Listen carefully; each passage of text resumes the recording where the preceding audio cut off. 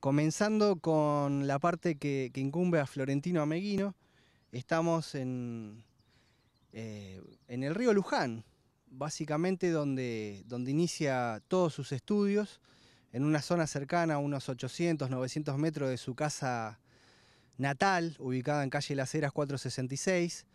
Y en esta zona, justamente de las ruinas del viejo molino de James, donde Ameguino incursiona en sus primeros trabajos científicos, desenterrando restos fósiles. Anteriormente a Ameguino teníamos el privilegio de haber contado con la presencia del doctor Javier Muñiz, y anterior a Muñiz, la del fray Manuel de Torres, haciendo paleontología en el mítico río Luján. Ameguino recorre su trayecto de la casa natal hasta esta zona y es donde realiza algunos de sus primeros trabajos. Florentino Ameguino había nacido el 18 de septiembre de 1854 en su casa natal de Las Heras 466, y aproximadamente hacia el 1869 ubicaba sus primeros hallazgos en esta zona, que es la del molino de James. El Luján de 1850 y pico era territorialmente el mismo de 1822, cuando se suprimió el cabildo de la villa de Luján.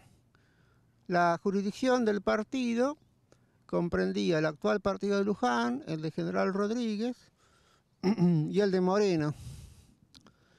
Esto va a permanecer así hasta 1865, en que se crea el partido de Moreno, y después en 1878 se crea el partido del General Rodríguez, pero se concreta ese fraccionamiento en 1881, cuando empieza a funcionar la municipalidad de Rodríguez. La única localidad o centro urbano que había en el partido de Luján en esa época era la villa de Luján, que tenía unos 9.000 habitantes, de los cuales 4.000 vivían en el partido, ¿no? Tenía unos 9.000 habitantes, de los cuales 4.000 vivían en la localidad cabecera, la villa de Luján. La colectividad más numerosa era la de los españoles, que estaban radicados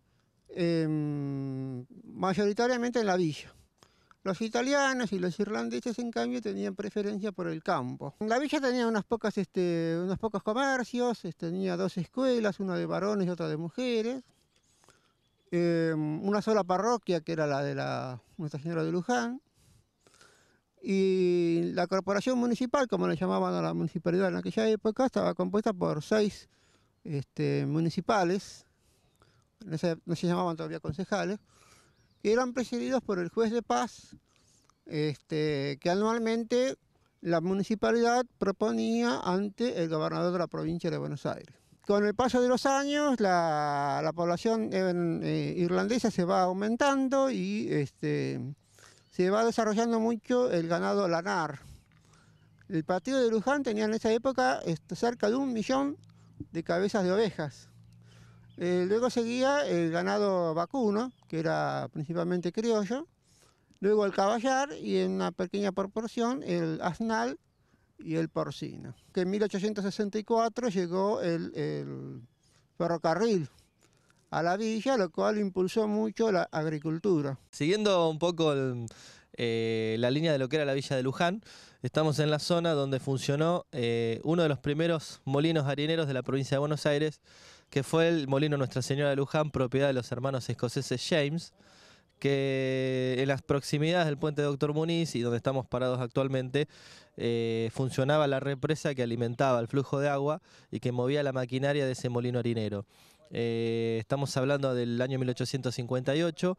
Este molino funcionó casi durante 20 años hasta que en 1876 su nuevo propietario, Juan Roqués, decide venderlo a José María Bancalari. Que estamos parados en lo que son los cimientos de la vieja represa, y sobre todo teniendo postes de madera y pilares de madera que pueden llegar a ser los últimos vestigios de ese material en lo que es el río Luján, en lo que es la zona histórica básicamente, porque también en lo que era el Puente de los Huesos todavía existen de estos pilares. Pero es importante remarcar que con los trabajos que se están haciendo en el río, que son necesarios para que obviamente no pasen catástrofes naturales, queríamos remarcar que los cimientos de lo que fue la represa, junto con el viejo molino de James, todavía están en pie en Luján. Estamos acá frente a los restos del molino de Cordiviola. Seguramente para la mayoría de los vecinos estos restos son los más visibles, porque son justamente los que se ven desde el puente de la Dr. Muñiz, aunque los restos existentes son mucho más grandes y de hecho siguen para atrás casi un centenar de metros. Y hablando de molinos y de molinos previos como el de James, que estaba acá nomás a unos 200 metros, la familia Bancalar y la familia Descalzo compran a los sucesores de James y Roques, un socio que tiene después, esta propiedad y deciden construir un molino mucho más grande que el que había en aquella época. En realidad, desde el punto de vista económico, fue casi se podría decir un fracaso, ¿no? Estamos hablando de que fue un emprendimiento muy grande para la época. Siempre hubo molinos, ¿no? Incluso antes de los de James y del de Cordiviola, o Descalzo, había otro tipo de molinos que eran taonas movidas a bueyes, porque en aquella época la producción harinera era muy parecido a lo que va a ser la producción cervecera. Eran producciones locales, no existían empresas nacionales que se dedican a eso, porque de hecho ni siquiera existía la nación, ¿no? Como tal. O sea que la producción harinera, la molienda de trigo, siempre va a ser algo que se va a hacer en los pequeños pueblos. Ya Cordiviola, como Bancalar y Descalzo, con esta obra intentan hacer otra cosa, ya un molino que tuviera características regionales, y lo inauguran en 1880.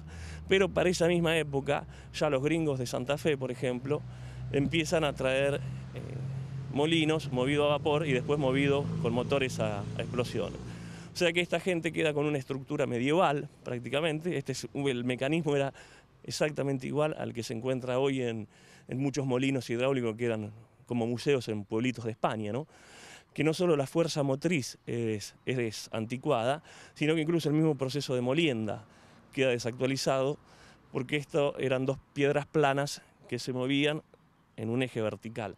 Ya a partir de 1880 se empiezan a difundir los molinos con rodillos rotativos, ¿no? Que va a pasar el trigo por entre medios de ellos y ya va a salir la harina hecha con el cribado abajo. O sea que desde varios puntos de vista, prácticamente cuando ya se inaugura este molino, es inviable económicamente, al menos con la envergadura que ellos quisieron darle, aunque llega a funcionar un tiempo, pero después ya la debacle económica es muy grande y lo tienen que alquilar.